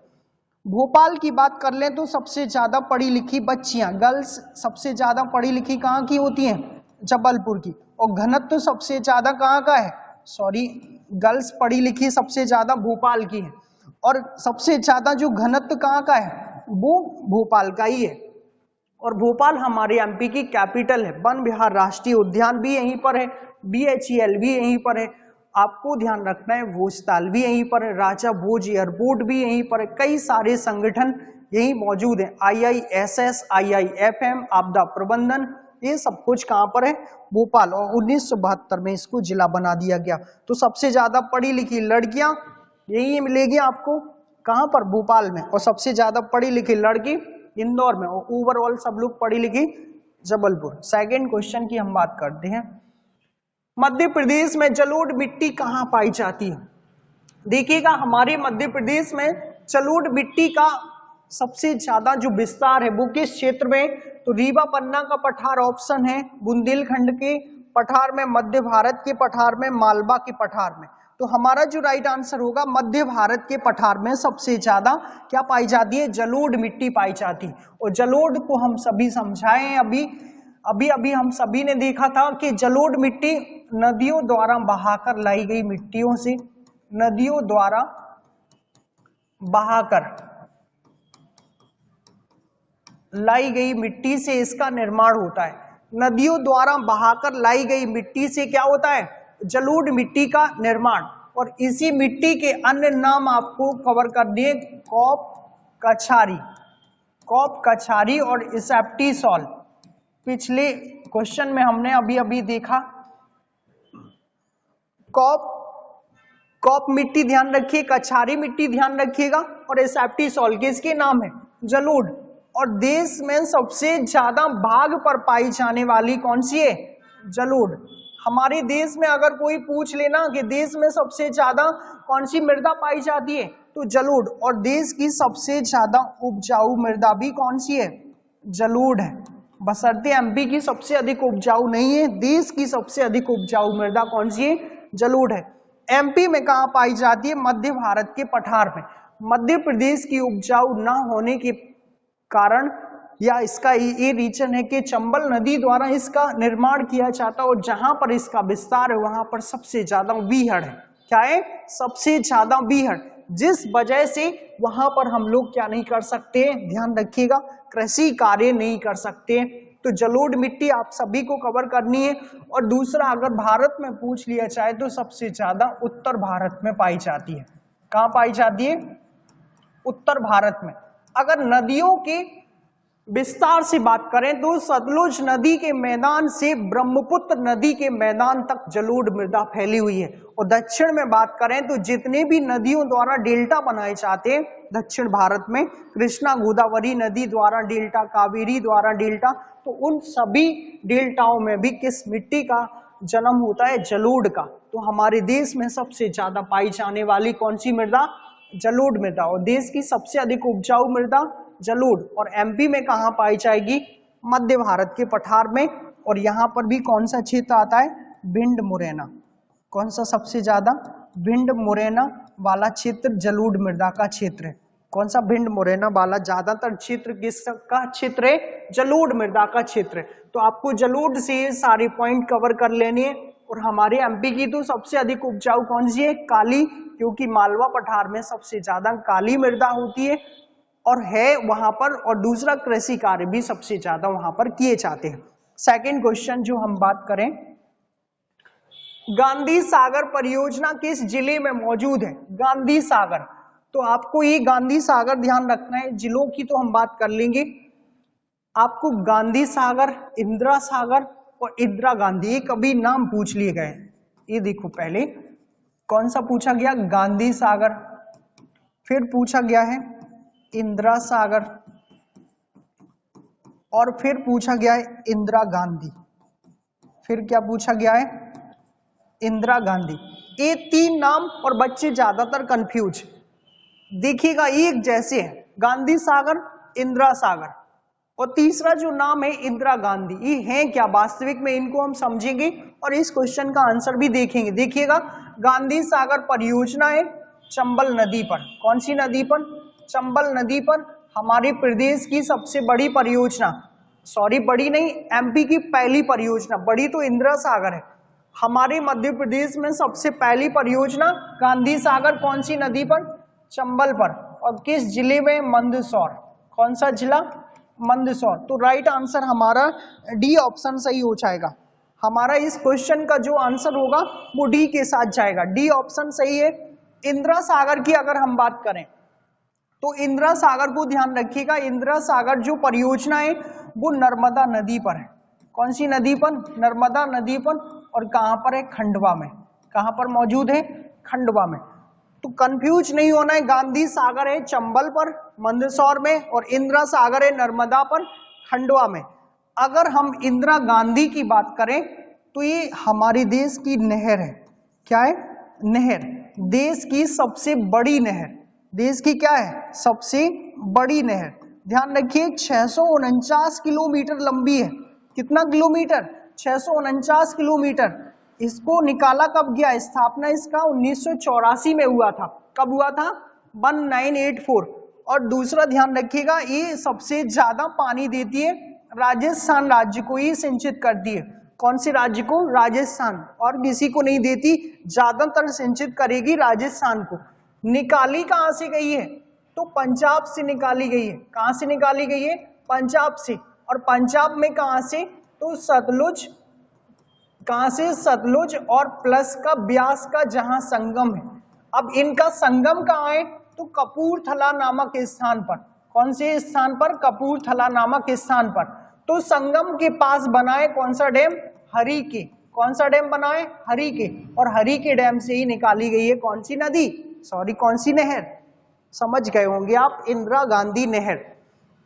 तो ये पॉइंट ध्यान रखने, इंदिरा गांधी नहर 1984 में इसका स्थापना, सबसे ज्यादा पानी और राजस्थान को ही सिंचित कर दिए। ये 649 किलोमीटर लंबी है, सबसे बड़ी नहर है। कैसी है, देश की है, देश की सबसे बड़ी नहर। अपने एमपी में तो है ही नहीं, किसकी है, देश की सबसे बड़ी नहर। पंजाब में सतलुज और ब्यास का जहां संगम होता है, होता कहां है, कपूरथला में। और उस संगम पर एक डैम बना है, हरिके डैम। कौन सा, हरिके। और हरिके डैम से ही निकाली गई है इंदिरा गांधी नहर, जो देश की सबसे बड़ी नहर है। तो आपको समझ में आया हो, गांधी सागर इंदिरा सागर और इंदिरा गांधी, इन पॉइंटों को कवर कर लेना है। खरगोन हम अभी अभी समझे मूंगफली उत्पादन में एमपी में सबसे आगे है। कौन? खरगोन। मिर्च मंडी एशिया प्रसिद्ध यहाँ लगती है। कपास का सबसे ज्यादा उत्पादन और कपास अनुसंधान संस्थान। रीवा देश के सबसे बड़े सोलर संयंत्र के लिए प्रसिद्ध। एमपी में अगर सबसे बड़ा सोलर संयंत्र रीवा में ठाकुर रणमत सिंह स्टेडियम, अवधेश प्रताप सिंह विश्वविद्यालय और सैनिक स्कूल रीवा में ही मौजूद है। रतलाम, आपको रतलाम ध्यान रखना है, अंगूर अनुसंधान संस्थान और एमपी में सबसे अधिक अंगूर का उत्पादन रतलाम। और मंदसौर इस क्वेश्चन का राइट आंसर है। और मंदसौर का प्राचीन नाम था दसपुर। क्या नाम था? दसपुर। और ये किस नदी के किनारे मौजूद है? शिवना नदी के किनारे मौजूद है। मंदसौर किस नदी के किनारे मौजूद? शिवना के किनारे मौजूद। आप सभी को अगर ये श्रृंखला बहुत समझ में आ रही है, अच्छे से कवर कर पा रहे हैं, आप थोड़ी बहुत सेटिस्फाई हम आपको कर पा रहे हैं, तो वीडियो को शेयर करें जरूर। सेकंड क्वेश्चन की हम बात करें, मध्य प्रदेश का क्षेत्रफल देश के क्षेत्रफल से कितना प्रतिशत है? ये क्वेश्चन अभी अभी हमने क्वेश्चन में ही डिस्कस कर लिया था। तो मध्य प्रदेश का क्षेत्रफल देश के क्षेत्रफल का 9.38% है। कितना प्रतिशत? 9.38%। और एमपी का क्षेत्रफल हम लोग देखें 3,08,252 और भारत का देखें 32,87,263 वर्ग किलोमीटर में फैला हुआ है। ठीक है, वर्ग किलोमीटर में फैला हुआ है। ये एमपी का क्षेत्रफल आपको ध्यान रखना है। और भारत का क्षेत्रफल अगर इनमें कंपैरिजन किया जाए तो 9.38% है लगभग। और इसका विश्व से कंपैरिजन कर दिया जाए विश्व से तो 2.4 के आसपास है। इतने परसेंट हमारे देश का क्षेत्रफल और मध्य प्रदेश का क्षेत्रफल। और विश्व में सबसे बड़ा क्षेत्रफल की दृष्टि से देश है रूस, दूसरे नंबर पर कनाडा। ये हमने आपको अभी अभी लिखवाया था, रूस, कनाडा, चीन, अमेरिका, ब्राजील, ऑस्ट्रेलिया, भारत। तो आप सभी ध्यान रखिएगा, इसका जो राइट आंसर होगा सी ऑप्शन के साथ जाएगा। C is correct answer. Second question की हम बात करेंगे। सेकंड क्वेश्चन है, हरित क्रांति का संबंध किससे है? ये बहुत अच्छा क्वेश्चन है। क्रांतियों से क्वेश्चन पूछे गए हैं और क्रांतियों से आने की भी प्रबल संभावना है। मध्य प्रदेश पीएससी ले लेगा यहां से एक क्वेश्चन। ध्यान रखिएगा, ये पूरा 20 क्वेश्चन की सीरीज है जो आपके लगभग 80 क्वेश्चन के आसपास कवर किए। पूरा रट लीजिएगा, एक क्वेश्चन आपको जरूर देखने के लिए मिलेगा। एक बार में नहीं रटे, दोबारा वीडियो देख सकते हैं आप, अपलोडेड है। ध्यान रखिए, हरित क्रांति का संबंधित किससे है? तो सबसे पहले तो राइट आंसर पर ही बात कर ले, खाद्यान्न से, खाद्यान्न फसलों से। किससे? खाद्यान्न फसलों से। तिलहनी फसलों से है नहीं, नकदी फसलों से है नहीं, खाद्यान्न फसलों से है। तो हमारा जो राइट आंसर जाएगा वो खाद्यान्न से। अगर हम हरित क्रांति शब्द की बात करें कि हरित क्रांति शब्द, कौन सा शब्द? हरित क्रांति। हरित क्रांति शब्द किसने दिया? विलियम गॉड ने दिया था। किसने दिया था? William God. ये आपको पॉइंट कवर करना है। हरित क्रांति शब्द सबसे पहले किसने दिया? विलियम गॉड ने। हमारे देश में हरित क्रांति के जन्मदाता स्वामीनाथन जी हैं। कौन है? स्वामीनाथन जी, MS स्वामीनाथन।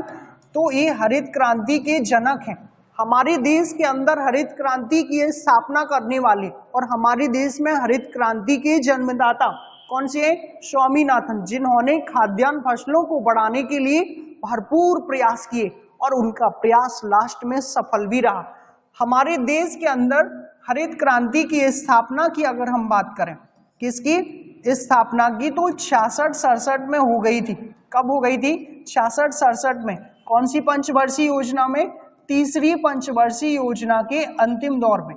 कौन सी योजना? तीसरी पंचवर्षीय योजना के अंतिम समय में हमारे देश के अंदर हरित क्रांति की स्थापना हो चुकी थी। और डेट ध्यान रखिएगा 1966 और 1967 की। किसने? स्वामीनाथन जी ने। और ध्यान रखिएगा, हरित क्रांति के तहत सबसे पहले गेहूं के बीज को शामिल किया गया, फिर चावल को, और फिर अन्य सारी खाद्यान्न फसलें इसमें शामिल कर ली गई। इसलिए इसका पूरा टोटली लक्ष्य है सबसे ज्यादा खाद्यान्न फसलों को बढ़ावा देना। तो हरित क्रांति से ध्यान रखिएगा, स्वामीनाथन इसके जन्मदाता हैं। हमारे देश में 66-67 में इसकी स्थापना और तीसरी पंचवर्षीय योजना में हुई, ध्यान रखिए। और गेहूं चावल से इसका संबंध है, खाद्यान्न फसलों से ज्यादातर है, सबसे पहले गेहूं को जोड़ा गया। और स्वामीनाथन जी गेहूं का बीज जो है, गेहूं का बीज सबसे पहले मैक्सिको से लाए थे। कहां से लाए थे? मैक्सिको से। इसी क्रांति के तहत मैक्सिको से लाए और हमारे देश के कहां बोए? पंजाब। कहां पर बोए सबसे पहले? पंजाब, क्योंकि पंजाब 97% तक सिंचित है, जलोढ़ मृदा का क्षेत्र, 5 नदियों की भूमि, इसलिए पंजाब को पंचनद कहा जाता है।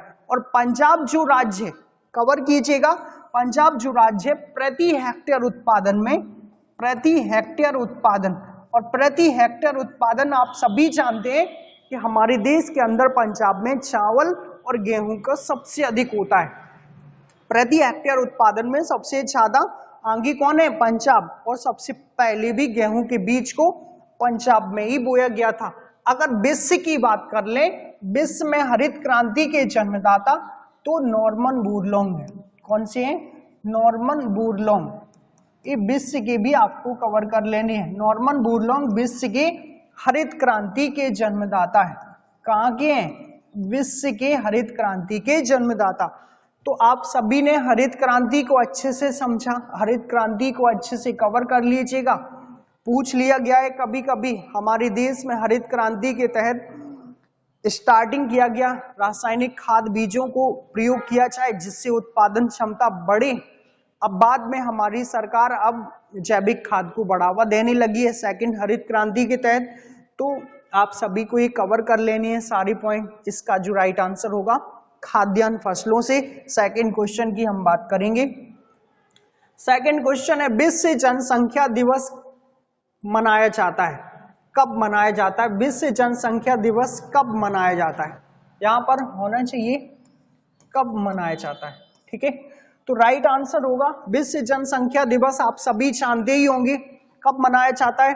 ये कभी कभी जनसंख्या दिवस से भी एक क्वेश्चन पूछा जाता है। 11 जुलाई, विश्व जनसंख्या दिवस कब मनाया जाएगा? 11 जुलाई को। अगर 29 अगस्त की बात करें तो खेल दिवस मनाया जाता है। क्या मनाया जाता है? खेल दिवस, 29 अगस्त। और 11 जुलाई को जनसंख्या दिवस। राइट आंसर ये है। 30 जनवरी को शहीद दिवस मनाते हैं। कौन सा दिवस मनाते हैं? शहीद दिवस। और महात्मा गांधी जी का आप सभी जानते हैं पुण्यतिथि, शहीद दिवस के रूप में 30 जनवरी। 5 जून को आप विश्व पर्यावरण दिवस के रूप में मनाते हैं। विश्व पर्यावरण दिवस, विश्व पर्यावरण दिवस कब मनाते हैं? 5 जून। 30 जनवरी शहीद दिवस, 11 जुलाई हमारा जनसंख्या दिवस राइट आंसर, और 29 अगस्त होगा खेल दिवस। तो आप सभी ने ये क्वेश्चन कवर किए अच्छे से और आप सभी को समझ में भी आए होंगे। एक लास्ट क्वेश्चन और है, देखिएगा, निम्न किस खेल में 9 खिलाड़ी होते हैं? 9 का मतलब है 9 खिलाड़ी होते हैं। किस खेल में 9 खिलाड़ी होते हैं? वॉलीबॉल, बास्केटबॉल, जिम्नास्टिक और खो खो। ये सभी आपके पास ऑप्शन है। तो आपको एक ट्रिक के माध्यम से कवर करने खेल और खिलाड़ियों की संख्या। देखिएगा यहाँ पर ऐसे ध्यान रखो, पू बॉस वॉली ने जिम खोली। पू बॉस वॉली ने क्या खोली? जिम खोली। देखिएगा, पू बॉस वॉली ने जिम खोली। अब पू का मतलब है पोलो। पू का मतलब क्या है? पोलो। तो पोलो ध्यान रखिएगा। वॉस का मतलब है बास्केटबॉल। कौन सा मतलब है? बास्केटबॉल। तो ये भी ध्यान रखिएगा। बॉली का मतलब है वॉलीबॉल। बॉली का मतलब क्या है? वॉलीबॉल। और नेट का मतलब है नेट बॉल। नेट का मतलब क्या है? Net ball. और जिम का मतलब है जिम्नास्टिक। इसका मतलब क्या है? जिम्नास्टिक। और खोली का मतलब है खो खो। खोली का मतलब क्या है? खो खो। आप सभी को कवर करना है। पू बॉस वॉली ने जिम खोली। अब समझ गए? तो यहां पर देखो, पोलो, बास्केटबॉल, वॉलीबॉल, नेटबॉल, जिम्नास्टिक और खोली से खो खो। अब पोलो में कितने वर्ड हैं? 4। तो 4 खिलाड़ी। कितनी वर्ड है? POLO लिख लीजिएगा डायरेक्ट। तो पोलो में कितनी? 4। अब एक एक बढ़ाते जाएं। बास्केटबॉल में 5, वॉलीबॉल में 6, नेट बॉल में 7, जिम्नास्टिक में 8 और खो खो में 9। एमपीपीएससी ने क्वेश्चन किया था, आप पुराना पेपर उठा के देखें सीक्वेंस से, खेल और खिलाड़ियों की संख्या बताइए। तो आपको यहां से खेल और खिलाड़ियों की संख्या कवर करने, पोलो में 4 एक एक बढ़ाते जाना है। 5 बास्केटबॉल में, वॉलीबॉल में 6, नेट बॉल में 7 और खोली या जिम्नास्टिक में 8 और खोली मीन्स खो खो, 9। खो खो से ध्यान रखिएगा कितनी, 9 ध्यान रखिएगा। और हमारा जो लास्ट क्वेश्चन का जो आंसर जाएगा वो खो खो के साथ, और खो खो में कितने खिलाड़ी, 9 खिलाड़ी। कुछ खेल ऐसे होते हैं जिनको इंग्लिश में लिखो जितने वर्ड उतने खिलाड़ी, जैसे अगर नेट बॉल भूल जाए आपको तो उसको ऐसे लिखो नेट बॉल।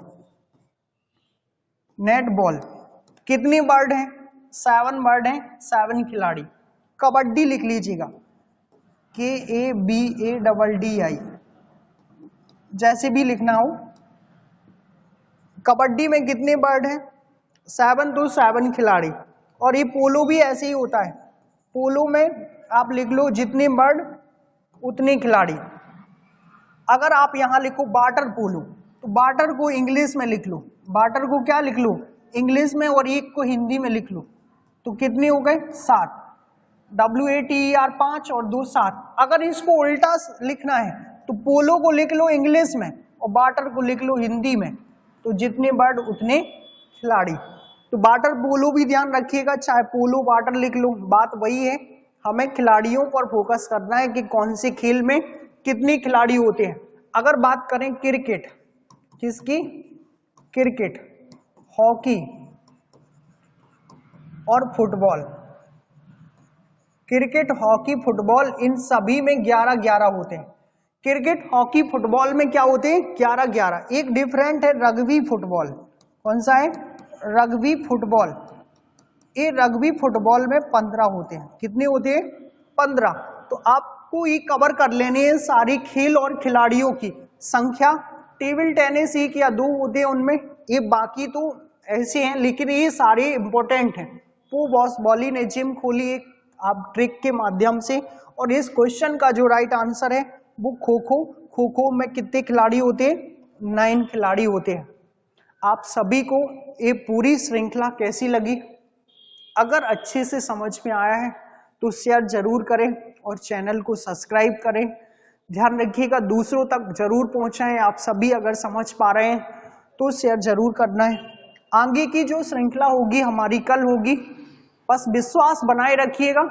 आपको एमपी कवर करवाएंगे, और कवर ही नहीं करवाएंगे, ऐसी क्वेश्चंस आपको पढ़ाएंगे यहाँ पर जो डायरेक्ट आपको एग्जाम में सेम टू सेम मिलेंगी।